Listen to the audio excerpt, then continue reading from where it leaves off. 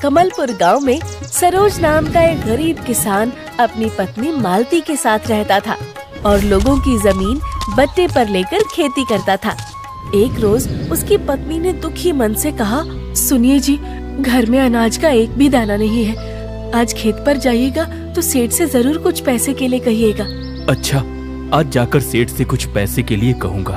अब इसे कैसे बताऊं कि मैं कितने ही दिन से सेठ जी से कह रहा हूँ, पर वो किसी न किसी तरह बात टाल ही देते हैं। आज भी टाल देंगे। फिर उसी दिन जब सरोज सेठ माधवदास के घर पहुंचा तो उसे देखकर सेठ ने चिढ़ते हुए कहा, क्यों रे, मुझे अपनी रोजी रोटी से प्यार नहीं है क्या? जब मन करता है मुंह उठाकर चला आता है। तेरे बाप का राज चलता है क्या इधर? हाँ? मालिक मुझे माफ कर दीजिए। आज देरी के लिए माफी चाहता हूँ। घर में अनाज का एक दाना नहीं है। कुछ पैसे मिल जाते तो घर का सामान खरीद लेता। घर में कुछ खाने को नहीं है। चल चल, पहले काम पर लग जा, जाते वक्त सोचूंगा। सरोज सारा दिन बड़ी मेहनत से काम करता है। फिर शाम के वक्त अपना काम खत्म करके सेठ के पास जाकर कहता है, सरकार, वो आपने कुछ पैसे देने के लिए बोला था। मुझे घर का कुछ सामान ले जाना था। जा वहीं कुछ आलू निकाल कर रखे हैं, उन्हें घर लेते जा। बड़ा आया पैसे मांगने वाला। इतनी मेहनत के बाद सेठ माधवदास की ऐसी दुत्कार सुनकर सरोज की आंखों में पानी आ गया, लेकिन वो अपमान का घूंट पीकर शांत रह गया। उसने चुपचाप कोने में पड़े कुछ बासी आलू उठाए और अपने घर चला गया। देख लिया उस दुष्ट सेठ से कहने का नतीजा, बस यही आलू दे दिया उसने। मालती ने मन में कुछ सोचा और आलू लेकर किचन में चली गई। थोड़ी देर में जब वो बाहर आई तो उसके हाथ में कुरकुरे और स्वादिष्ट चिप्स से सजी हुई एक प्लेट थी। अरे वाह वाह, मुंह में तो पानी आ गया। अभी के लिए तो इन्हें ही खाकर सो जाते हैं, कल सुबह कहीं दूसरा काम देखिएगा। मुझे ऊपर वाले पर पूरा भरोसा है, हमारे साथ कुछ ना कुछ जरूर अच्छा होगा। सरोज सोते वक्त कुछ सोच रहा था, फिर उसे कब गहरी नींद आ गई उसे पता ही नहीं चला। दूसरे रोज सुबह मालती का भाई बिरजू पास ही के गांव में आया हुआ था। अरे आओ आओ बिरजू, बड़े दिनों बाद आना हुआ, आओ बैठो। सुनिए, आप जरा अंदर आइए। सरोज जब अंदर गया तो मालती ने धीमी आवाज में कहा, अब इसे क्या खिलाएंगे? घर में तो हमारे खाने के भी लाले पड़े हैं, अनाज का एक दाना भी नहीं है। अरे तुम्हें याद नहीं है कल रात की बात? मैं इतने गुस्से में था, तुमने जो करारे और स्वादिष्ट चिप्स बनाए थे, खाकर मजा आ गया था और मेरा गुस्सा एकदम से गायब हो गया था। वही चिप्स बना दो।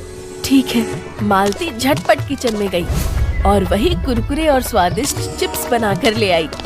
बिरजू चटकारे लेकर चिप्स खाने लगा। उसे चिप्स का स्वाद इतना पसंद आया कि प्लेट में उसकी लार टपक गई। अरे बिरजू, आराम से खा भाई, सब तुझे ही खाना है। लगता है भैया आपको चिप्स बहुत पसंद आए। अरे वाह वाह वाह वाह वाह, क्या बढ़िया स्वाद है आपके हाथों में दीदी। क्या बढ़िया चिप्स बनाए हैं। इनमें आपने ऐसा क्या डाला है कि ये इतने कुरकुरे और स्वादिष्ट बने हैं? हाँ, जितना भी खाते जाओ मन ही नहीं भरता। इसका राज मुझे भी बताइए ना। अरे मैंने ऐसा कुछ भी नहीं डाला है, बस पहले कुछ मसाले जैसे नमक, लाल मिर्च, चाट मसाला पाउडर सबको मिलाया और फ्राई कर दिया। मैंने इसे थोड़ी देर रहने दिया। कुछ देर के बाद मैंने इसे दोबारा से डीप फ्राई कर लिया, जिससे ये गोल्डन और इतने कुरकुरे हो गए। दीदी, आपके हाथ से बने इन कुरकुरे चिप्स के आगे मार्केट वाले चिप्स का स्वाद भी फेल है। मुझे तो आपने अपनी सीक्रेट रेसिपी बता दी, पर अब किसी से मत बताना। फिर बिरजू ने थोड़ी देर सोचने के बाद कहा, जब आपके हाथों में इतना अच्छा हुनर है तो आप लोग इसे अपने कारोबार का जरिया क्यों नहीं बनाते? बिरजू की बात को सरोज और मालती ने हंसी में टाल दिया। उसी रात सोते हुए सरोज बिरजू की बात सोच रहा था। बिरजू कह तो सही रहा था, मुझे भी उस दिन वो चिप्स बहुत पसंद आए थे, आज उसे भी बहुत पसंद आए। अब मुझे वक्त बर्बाद नहीं करना चाहिए। अब हो सकता है ये भगवान का इशारा हो। मैं सुबह ही सेठ से पैसे लेकर आऊंगा और ऊपर वाले का नाम लेकर धंधा शुरू कर दूंगा। जो होगा आगे देखा जाएगा। अगली सुबह सरोज अपने सेठ माधवदास के पास गया और बोला, सेठ जी, इतने दिन आपके यहाँ नौकरी की है मैंने, उसके बदले में कुछ रकम अगर उधार मिल जाती तो बड़ी मेहरबानी होती। मैं खुद का चिप्स का धंधा शुरू करना चाहता हूँ। अरे रे, देखो तो मालिक साहब अपना धंधा शुरू करेंगे। अबे तेरी मती मारी गई है क्या? हाँ, कहाँ से आ रहे हैं तुझे ऐसे बेतुके ख्याल? सेठ जी, आप ही लोगों की छत्र छाया में हम जैसे गरीब भी पल रहे हैं। मुझ जैसे गरीब को पैसे देने से आपको आपके पैसे तो मिलेंगे ही, साथ ही साथ मेरे परिवार की दुआ भी लगेगी। सुबह का पहर है सेठ जी, मना मत करिएगा। थोड़ी देर मन में सोचने के बाद सेठ माधवदास ने कहा, पछताओगे बहुत। अच्छे आदमी हो इसलिए कह देता हूँ, अभी भी समय है। फालतू के काम छोड़ो और मेरे यहाँ खेती ही करो। मालिक, मैं अपना इरादा पक्का करके आया हूँ। सेठ माधवदास पूरे गांव में अपने से ज्यादा पैसे वाला किसी को नहीं बनने देना चाहता था। उसे समझ आ गया था कि सरोज का इरादा पक्का है। पैसे वो नहीं देगा तो कोई और दे देगा। इसलिए सेठ ने सोचा, इस गधे को समझाना बेकार है, मुझे मौके का फायदा उठाना चाहिए। दे ही देता हूँ इसे ब्याज पर पैसे। जब ये समय पर लौटा नहीं पाएगा तो 2 गुना ब्याज लाठी डंडों से वसूल करने में बहुत मजा आएगा। हाँ, ले जा, पर समय पर इन्हें वापस कर देना, वरना मेरे पैसे मेरे आदमी ही वसूलने जाएंगे। बड़ी कृपा माई बाप, मैं जल्दी वापस कर दूंगा। पैसे लेकर सरोज वहाँ से चला गया। पैसे संभाल कर रखते हुए सरोज बाजार की ओर जल्दी जल्दी तेज कदमों से बढ़ा। फिर बाजार में आलू की दुकान के सामने पहुंचकर बोला, अरे भैया, आलू की कुल 5 बोरियां दे दो। अरे अभी लो सरोज भाई, वैसे भंडारा करने का इरादा है क्या? अरे नहीं भाई, बस एक धंधा शुरू करने का प्लान है। दुकानदार ने 5 आलू की बोरियां बैलगाड़ी पर लदवा दी। सरोज भी पैसे देकर बैलगाड़ी पर बैठ गया और घर की ओर चल पड़ा। रास्ते में वो खुद से ही बातें कर रहा था। मेरे चिप्स बिकेंगे या नहीं, मैंने बड़ा जोखिम लिया है। अच्छी खासी लागत भी लगा दी है, और अगर पैसे समय पर वापस ना किए तो सेठ जान ही मार डालेगा मेरी। इसी उधेड़ बुन में उलझा हुआ सरोज घर पहुंचा। अजी कहाँ हो? बाहर आओ और ये देखो। मालती बाहर आकर देखते हुए बोली, अरे अब 5 बोरियां ले आए। सेठ ने पैसे दे ही दिए। भगवान का धन्यवाद, वो भी हमारी मदद कर रहा है। इन्हें ऐसे ही रख दीजिए, मैं कल ही काम शुरू कर दूंगी। दूसरे दिन मालती सुबह से वही करारे करारे चिप्स बनाने में लगी थी। जब चिप्स बनकर तैयार हो गए तो उसने सरोज को आवाज दी, सुनिए जी, मैंने चिप्स तैयार कर दिए। सरोज घर के अंदर आया और उसने चिप्स देखे और खाकर बोला, बेहतरीन, वाह, वही जोरदार स्वाद। अब बाजार जाइए और जाकर इन्हें बेचना शुरू कीजिए। भगवान ने चाहा तो जल्दी ही हमारे अच्छे दिन लौट आएंगे। सरोज ने चिप्स का टोकरा भरकर तैयार किया और उन्हें लेकर घर घर बेचने निकल पड़ा। सरोज सिर पर चिप्स का टोकरा लादे गली गली भटकते हुए आवाज लगा रहा था, कुरकुरे चिप्स ले लीजिए, ताजे करारे चटपटे चिप्स ले लीजिए। सरोज ने घर के बाहर बैठी एक औरत से कहा, भाभी जी, घर के बने हुए बिल्कुल करारे स्वादिष्ट चिप्स चाहिए। अरे नहीं नहीं भैया, हमें कुछ नहीं चाहिए, आप कहीं और जाकर देखिए। सरोज ने दूसरे घर के सामने अपना टोकरा उतारते हुए कहा, बहुत स्वादिष्ट और कुरकुरे चिप्स हैं दीदी, अब इन्हें खाकर देखिए। दूसरी औरत ने उसके टोकरे को देखते हुए मुंह बनाकर हंसते हुए कहा, अरे इस गंदे और अनहाइजीनिक कूड़े को जो भी खाएगा उसकी तबीयत खराब हो जाएगी, मैं तो भूल कर भी न लूं। इतना बोलकर वो अंदर चली गई। उधर घर घर घूमकर जब सरोज को निराशा के सिवा कुछ नहीं हाथ लगा तो अंत में उसने सोचा, बस यही एक अंतिम घर बचा है, यहाँ भी देख लेता हूँ। चिप्स ले लो, करारे और कुरकुरे चिप्स, एक बार खाओगे तो स्वाद याद रह जाएगा। पापा, मुझे वो अंकल के चिप्स खाने हैं। बेटा, ये तो किसी पैकेजिंग में भी नहीं है, ना तो कोई नाम ही है।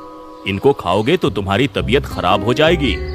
उनकी बातें सुनकर बेचारा सरोज अपना सा मुंह लेकर वापस घर आ गया, पर उसने हार नहीं मानी। उस रात खा पी कर तो वो सो गया, पर अब उस पर पैकेजिंग का भूत सवार हो चुका था। अगली सुबह सरोज दोबारा सेठ के पास जाकर कुछ और रुपए उधार मांग लाया और उनकी पैकेजिंग करानी शुरू कर दी। चिप्स का नाम आपने स्टार चिप्स ही क्यों रखा जी? क्योंकि चिप्स बनाते समय मैंने तुम्हारी आंखों में एक चमक देखी थी मालती, इसलिए मैंने इसका नाम स्टार चिप्स रखा। देखना, एक दिन दुनिया की टॉप कंपनी होगी स्टार चिप्स। भगवान आपकी मनोकामना पूरी करे। सरोज बाजार में एक प्रिंटिंग प्रेस की दुकान पर खड़े होकर चिप्स के पैकेट छपवाने के लिए रैपर के कुछ सैंपल्स देख रहा था। ये नीले वाले पर प्रिंट कर दो भैया, ये अच्छे रहेंगे। ये देखिए, या ये पीले वाले पर, जरा ये लाल वाला भी देखिए। हाँ, ये लाल वाले रैपर पर कुछ स्टार्स के साथ प्रिंट कर दीजिए, साथ में इसके ऊपर स्टार चिप्स लिख देना। प्रेस वाले ने उसे रैपर का बंडल दिया, जिसे लेकर सरोज घर आ गया। सरोज ने खाली पैकेट्स में मालती की मदद से सारे चिप्स भर दिए और उन्हें बाजार में बेचने निकल पड़ा। बहुत अच्छी कंपनी के चिप्स लाया हूँ भैया, अपनी दुकान में रख कर देखिए कितनी तेजी से बिकते हैं। अरे हमें नहीं मालूम ये कौन सी कंपनी है भैया, इसे कोई मांगता भी नहीं है, तो खरीद कर हम खुद ही थोड़ी खाएंगे हैं? सरोज बेचारा निराश होकर दूसरी दुकान पर गया। अरे ये लाजवाब चिप्स नहीं खरीदोगे भैया? अरे नहीं नहीं भैया, हमें कुछ नहीं चाहिए। वैसे भी ये कुरकुरे मुरकुरे बहुत खरीद रखा है हमने, पर गांव में भी अब ब्रांड चलता है। हाँ, बेचारा सरोज बहुत दुखी हुआ और मायूसी से घर लौट आया। शाम के वक्त सरोज मुंह लटकाए अपने घर के बाहर बैठा था कि तभी सेठ माधव दास के आदमी लट पटकते हुए उसके घर आए और उसे धमकाते हुए बोले, क्यों रे, पैसे उधार लेकर उन्हें चुकाना भूल गया क्या तू? बस कुछ दिन और रुक जाइए भैया, मैं सेठ जी के पूरे पैसे चुका दूंगा। सेठ के आदमी ने सरोज की एक नहीं सुनी, उसे गांव वालों के सामने पीटने के साथ साथ उसके घर का सारा सामान भी बाहर फेंक दिया। आप चिंता मत कीजिए, भगवान ने चाहा तो एक दिन हमारा कारोबार चलेगा भी और अपना नाम भी बनाएगा। फिर ये माधव दास सेठ आपके सामने कुछ नहीं होगा। इस घटना को कुछ दिन गुजर गए। सब कुछ सहते हुए भी सरोज ने हार नहीं मानी। एक दिन उसके घर उसका साला बिरजू आया हुआ था। क्या करूं यार बिरजू, मैं सब कुछ करके हार गया, फिर भी मेरे चिप्स ना जाने क्यों नहीं बिक रहे हैं। अरे जीजा जी, आपको घर घर जाकर बेचने की जरूरत नहीं है, आप कुछ नया आइडिया लगाइए ना, जो थोड़ा नए जमाने का हो और आपका कारोबार भी चलने लगे। अच्छा, और मैं ऐसा क्या करूं बिरजू कि मेरा कारोबार अच्छा चलने लगे? जीजा जी, आप गांव के 10 लोगों को घर बुलाकर कुछ पैसे दे दीजिए और उनसे कहिए वो लोग गांव की हर दुकान पर बारी बारी जाएं और उनसे स्टार चिप्स के पैकेट ही मांगे। अगर दुकानदार कोई दूसरा चिप्स का पैकेट दे तो ना खरीदे। ये मार्केटिंग का नया फंडा है। चलो भाई, अभी तक हमने अपने अनुसार बेचकर तो देख लिया, एक बार तुम्हारे आइडिया से भी बेचकर देखते हैं। सरोज को भी बिरजू का नया आइडिया पसंद आया था, इसलिए बिरजू ने जैसा कहा उसने वैसा ही किया। अरे आज कुछ 2-3 लोग आए थे जो स्टार चिप्स ही मांग रहे थे। अब तो ये चिप्स खरीदना ही पड़ेगा। कोई बेचने आए तो बताना, ठीक है? हाँ भैया, 2-3 लोग तो आज हमारे यहाँ भी आकर स्टार चिप्स ही मांग रहे थे। अरे हाँ, याद आया, वो आता है ना एक आदमी थैला लेकर वो स्टार चिप्स बेचने, अब आएगा तो बताऊंगा आपको। आने वाले कुछ ही दिनों में सरोज द्वारा दुकानों पर भेजे गए नकली ग्राहकों की वजह से उसकी बिक्री बढ़ने लगी थी। एक शाम बाजार से घर आकर सरोज ने कहा, आज तो बहुत अधिक बिक्री हुई है मालती, मैं बहुत खुश हूँ। आज अच्छी कमाई हुई है, अब हम जल्दी ही सेठ के पैसे चुका देंगे। वैसे भी उसका दिया हुआ वक्त भी पूरा होने वाला है। कुछ दिनों बाद जब सरोज ने अच्छे पैसे कमा लिए तो मालती के साथ सेठ माधव दास के पास जाकर उसका सारा पैसा ब्याज सहित वापस देते हुए बोले, सेठ जी, ये आपके पैसे। मेरा कारोबार अच्छा चल रहा है, मैं मानता हूँ पैसे चुकाने में जरा देर हो गई, पर हमने बेईमानी नहीं की। वैसे भी आपने हमारे साथ जो हिंसा करवाई थी, मुझे तो उसका भी मूल सहित ब्याज चुकाना चाहिए। पर जाने दीजिए, हम आपकी तरह 2 कौड़ी के इंसान नहीं हैं। हाँ सेठ जी, आपने हमारे साथ अच्छा नहीं किया। हम गरीब जरूर थे पर चोर नहीं। वक्त आने पर आपको उस दिन के अपमान का बदला भी चुकाना पड़ सकता है।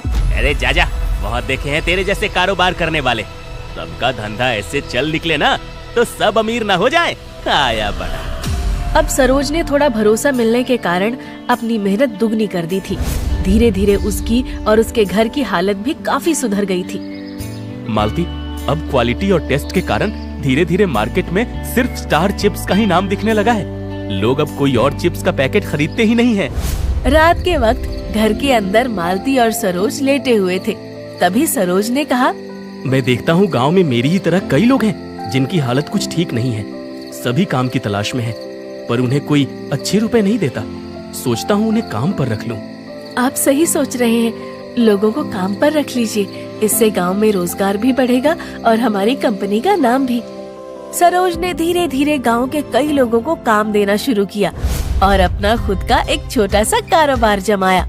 अब आप लोगों के पास दो रास्ते हैं, या तो आप बाजार जाकर पैकेट वाला चिप्स खा सकते हैं, या फिर डायरेक्ट जहाँ से वो कुरकुरे चिप्स छनकर तुरंत निकल रहे हैं वहाँ से बिल्कुल ताजे खा सकते हैं। अरे वाह वाह भैया, ये तो बहुत तगड़ा आइडिया है। हम तो बिल्कुल ताजे और कुरकुरे चिप्स ही खरीदेंगे। अरे जब हम लोग डायरेक्ट कुरकुरे चिप्स की ओरिजिनल दुकान पर जाकर ही चिप्स खा सकते हैं तो पैकेट के क्यों खाने हैं? हाँ हाँ बिल्कुल सही, बिल्कुल सही। हाँ भैया सही कह रहे हो। कुछ सालों बाद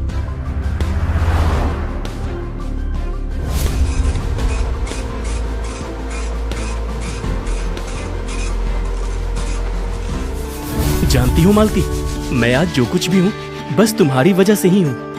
मैंने तो बस चिप्स बनाए, पर इस कंपनी में खून पसीने की मेहनत तो आपकी लगी है ना। दोनों ने एक दूसरे का हाथ पकड़कर मुस्कुराते हुए देखा और स्टार कंपनी के ग्रैंड दरवाजे से अंदर चले गए।